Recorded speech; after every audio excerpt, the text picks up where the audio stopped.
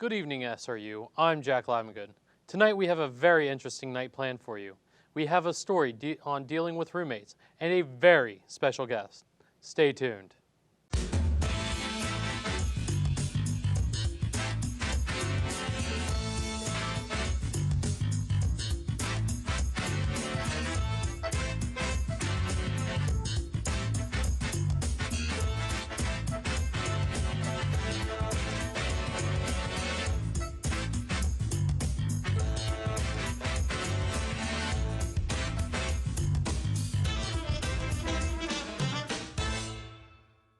Tonight, our guest is David Skeel, a theater professor at Slippery Rock University.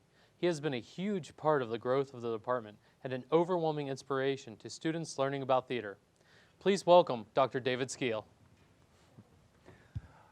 Hey, Jack. Thanks for having me. No problem. Have a seat, David. Oh, David, why don't you tell us a bit about yourself?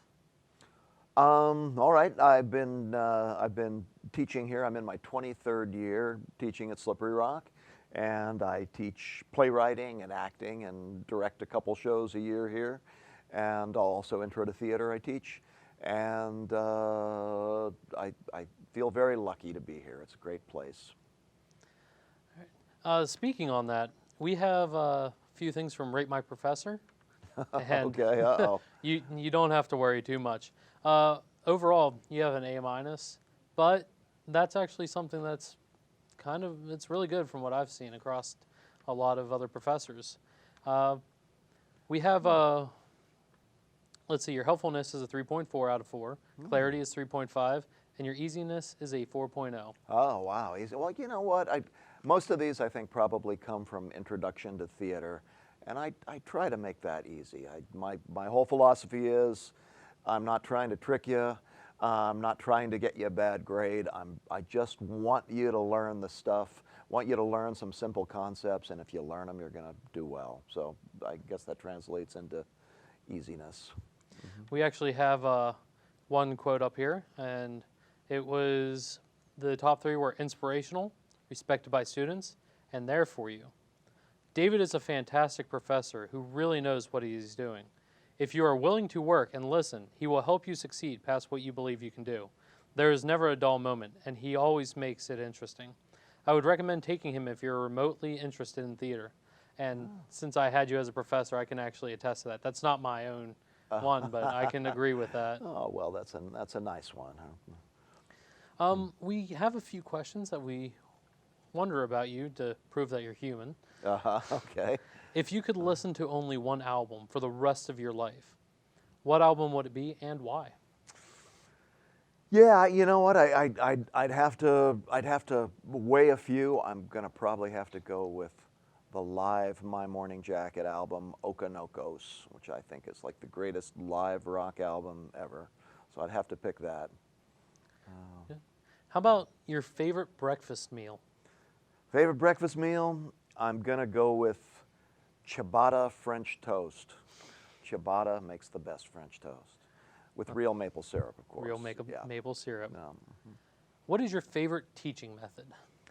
Oh, I mean, I tend to really like doing courses that are pretty hands-on and courses that allow people to really get in there and do stuff themselves.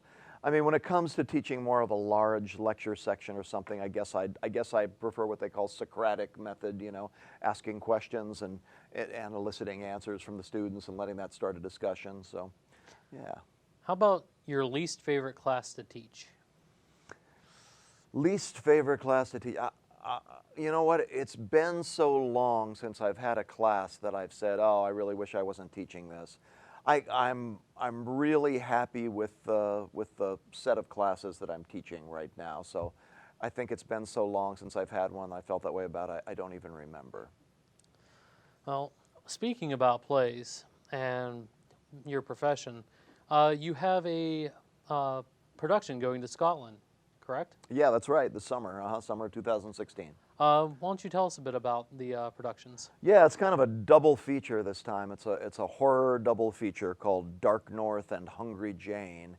And Dark North is about a television medium, kind of a fake television medium, who finds out that he really probably shouldn't do house calls to creepy old mansions. It just proves to be a really bad idea.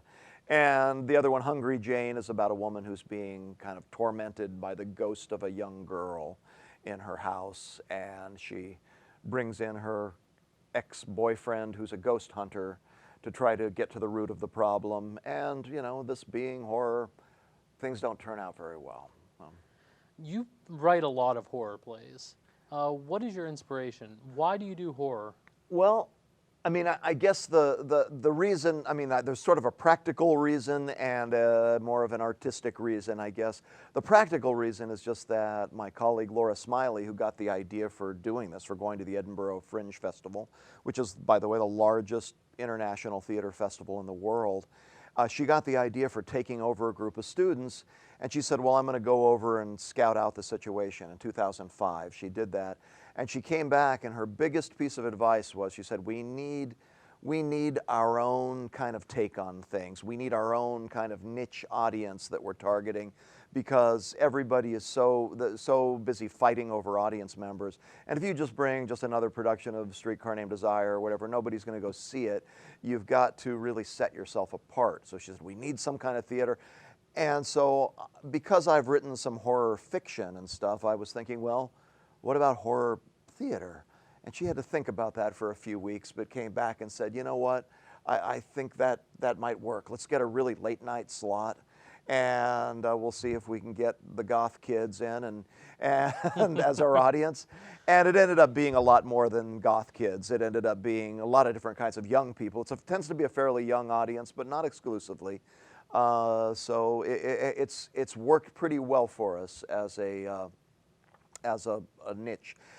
In terms of the artistic reason for doing it, I guess, I mean, you get asked that a lot when you write horror. Why do you write horror? And I think sometimes people kind of look askance at it. They say, well, isn't that just really negative? Aren't you just bringing something dark and nasty into the world that doesn't need it? And I guess my response has always been that it's not about so much creating something, some new dark, nasty thing to bring into the world.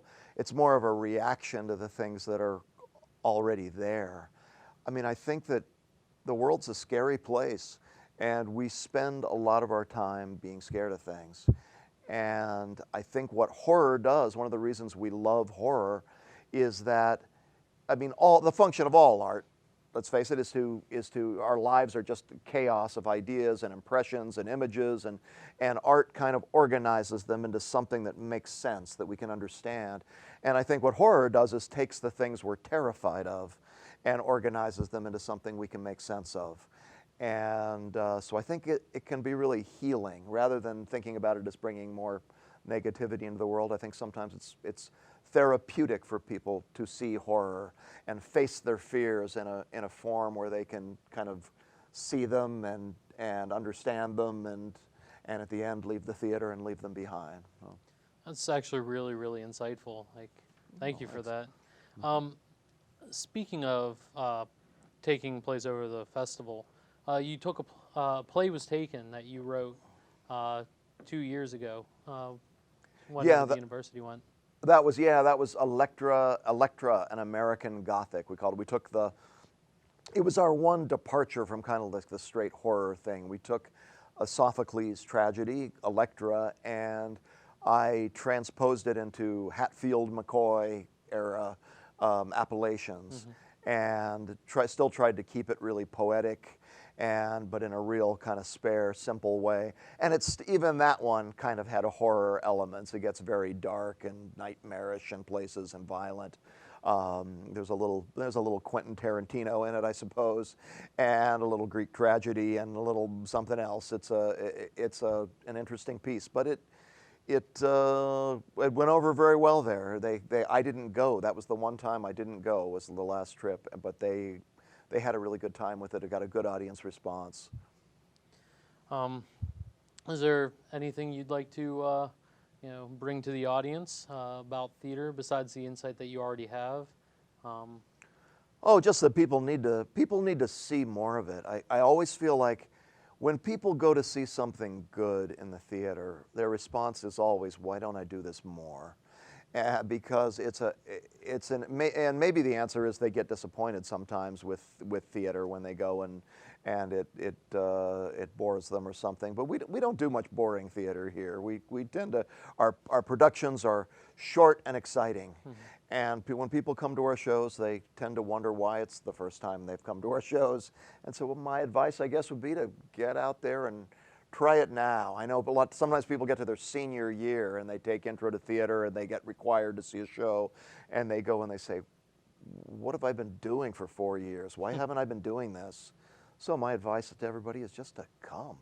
Start now with Dark North and Hungry Jane. You can also visit his website at www.davidskeel.com, where all of his plays are on there. I have a lot of them on there. I mean, I'm probably going to switch to just giving snippets of them. I've got full-length plays on there, and people keep finding them. And people keep finding them and doing them. And because it's on the internet and can be accessed from anywhere, I find that there's a big international audience. I'll tell you, the hotbed for my plays, my horror plays, seems to be Nigeria. And maybe it's what I said, because boy, in Nigeria, they certainly face a lot of horrors on a daily basis. And my plays tend to be really popular there. Switzerland has been good, and Australia, Canada, lots of different places. But Nigeria seems to be the big one. All right. Well, thank you very much, David. And we're going to take a quick commercial break, and when we come back, we'll have our field reporter, Matt Carlson, take us to a dorm room somewhere to talk about dealing with roommates. All right, thanks. Hi, we're with WSRUTV. 3, 2.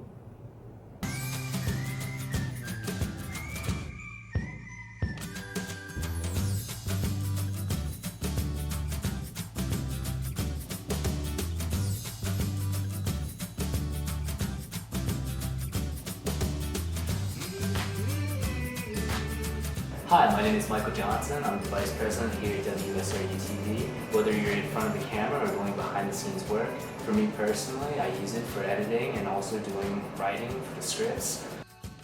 Hi everyone, my name is Morgan Koziar and I'm an anchor here at WSRU-TV News. I really enjoyed the experience and getting all the hands-on opportunities that I can, and hopefully it'll be beneficial in the workforce. I'm Haley Sweetland. I'm the president at WSRU-TV. I would invite anyone to come to this club. WSRU-TV. WSRU-TV. I'm here with SRU-TV.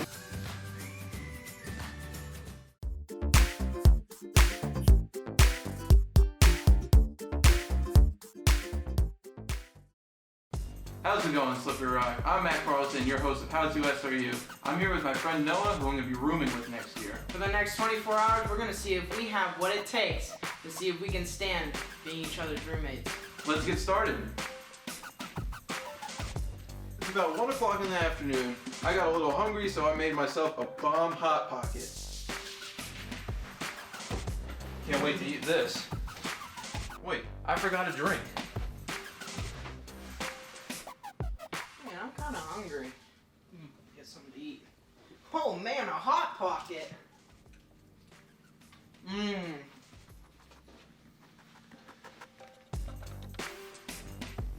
Got my water. Bam! You ate my Hot Pocket! Dude, why did you just eat my Hot Pocket? I mean, I bought them. What did you expect? Oh, I thought we agreed to share on these types of things. Rule number 1 for being a good roommate is to always get permission before taking anything without asking. Okay, so it's 4 o'clock now, and the one thing that I've noticed about Matt is his terrible taste in music. It's horrible. He's always blasting his music, and I can never get any work done. Matt, turn that crap off! No way, dude. I can only study if I'm listening to music. You're not even studying! I mean, I'm trying to focus on writing my paper, and here you are blasting music! Well, dude, if you don't like it, you can leave. Okay, so at the beginning of the year, you want to remember to talk to your roommate about requesting quiet hours, so you don't have to deal with what we just dealt with. Always respect quiet hours of your roommates so when you're working or trying to sleep, there's no problems. Alright, so it's about 8 o'clock at night. Noah just did his laundry, but he just threw all of his clothes out onto the floor, and he won't clean it up. Let's go check it out. Well, at least I got my laundry done. There we go. Dude, are you just gonna leave that there? I'll get to it later. Sure, I'll get to it. Well, don't leave that here. That's all your clothes. I don't want that there. Guys, don't forget to be considerate when it comes to keeping your room clean. Don't be that one guy who leaves his sweaty gym socks lying around the room for at least a week. One eternity later. Well, it's officially been 24 hours with rooming with one another. Noah, do you think we have what it takes to be roommates next year? Nah. Well, thanks for tuning in. That's all we have for you this week. Stay classily Slippery Rock, and remember to stay safe, stay warm, stay dry, and stay awesome.